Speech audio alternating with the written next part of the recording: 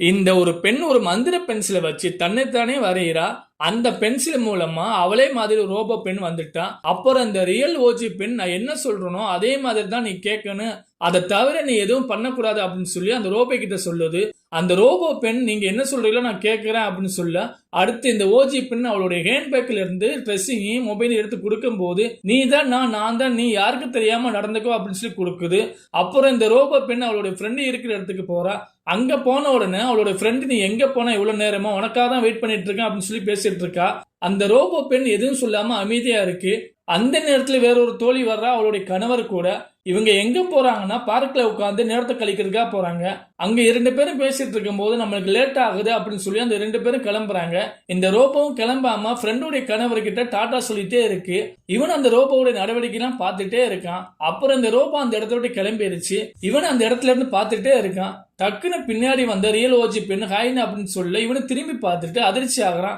இப்பதான் நீ அந்த பக்கம் போனா எப்படி இந்த பக்கம் வந்தா அப்படின்னு சொல்லி கேட்கிறான். அப்பதான் அந்த பெண் சொல்றான் அந்த விஷயத்தை ஃபுல்லாமே. ஏன் இந்த பெண் இப்படி பண்ணனாண்டா அவளோட ஃப்ரெண்டுடைய கணவருக்கு மேல இவளுக்கு ஒரு ஆசை இருக்கு. அந்த ஃப்ரெண்டுனா எங்கெங்கெல்லாம் போறாங்களோ இவளும் கூட போகணும்.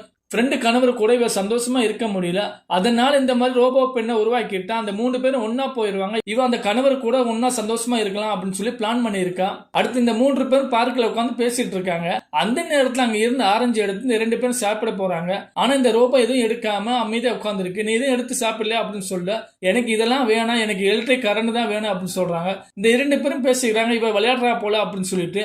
அதுக்கப்புறம் இந்த 2 பேர்ல ஒரு பெண் சொல்றா அந்த பக்கம் இருக்கா அப்படின்னு சொன்னோம். எந்திரிச்சு போறா. இவளுடைய நடவடிக்கை எல்லாம் பார்த்துட்டு அந்த ரோபோ பெண் கிட்ட கேட்கும் போது அப்பதான் அந்த ரோபோ உண்மையை சொல்லுது. அடுத்து அந்த வீட்டுக்கு அந்த 3 பேரும் வர்றாங்க. அவளுடைய கணவரை பார்க்க.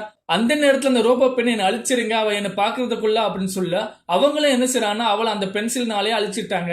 அடுத்து அந்த வீட்டுல அவ கணவர் கூட அந்த ஒரிஜினல் பெண் ஜாலியா இருக்காங்க. இவளுடைய மனைவி அந்த வீட்டுக்கு வந்த உடனே அவளுடைய கணவர் பார்த்து அதிர்ச்சி ஆகுறான். அங்க நடக்கிறத இவளுடைய மனைவி பார்த்துட்டு இனிமே எனக்கு தேவையில்லை, என்னோட ஃப்ரெண்டே ரொம்ப நம்பி இருந்தேன், என்னை ஏமாத்திட்டா, நீங்க 2 பேரும் இங்க இருக்க கூடாது, ஜெயில தான் இருக்கேன் அப்படின்னு சொல்லிட்டு அந்த இடத்தோட கிளம்புறாங்க.